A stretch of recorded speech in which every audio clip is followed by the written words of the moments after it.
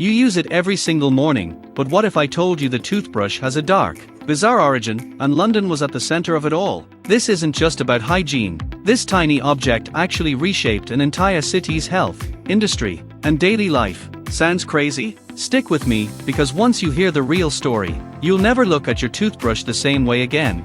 Here's the big question. How did something as simple as a toothbrush, something we barely think about, first show up in London? And more importantly, why did it become so powerful that it literally changed the way people lived, worked, and even smelled? Let's rewind a couple of centuries, back to a city that was far from clean.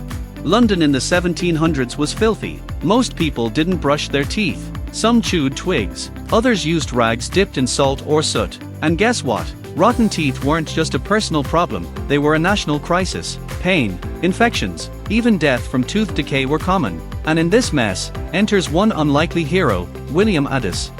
Addis wasn't a doctor. He wasn't even a scientist. He was actually sitting in a prison cell when he came up with the toothbrush we know today. Legend says he grabbed a small animal bone, drilled holes in it, stuffed in bristles from a guard's broom, and boom, the first modern toothbrush was born. But here's the twist. At first, no one cared. Londoners thought it was weird. Why use a fancy bone and bristle stick when a rag and salt worked just fine? Addis had to fight to convince people, and he did, by turning it into a business empire.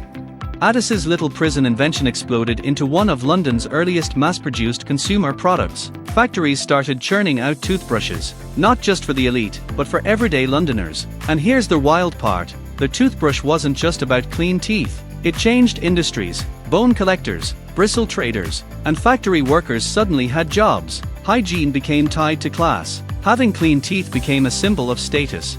But here's another twist. The toothbrush wasn't originally meant for health at all. It was marketed as fashion. White, healthy-looking teeth were a sign of wealth and respectability. That's what sold it. Fast forward to today, and Addis's prison invention has become a global obsession. Billions of toothbrushes are sold every year. From electric brushes with sensors to eco-friendly bamboo handles, the toothbrush is now a massive industry worth tens of billions.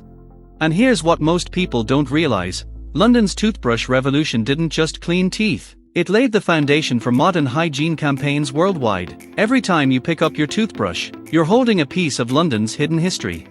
So, the next time you brush your teeth, remember, it all started with a prisoner in London, armed with nothing but a bone and some bristles. But here's the question I'll leave you with.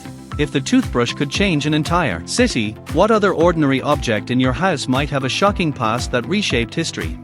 Make sure you hit subscribe, because next time, we're uncovering the strange history of the fork. Trust me, you'll never eat the same way again.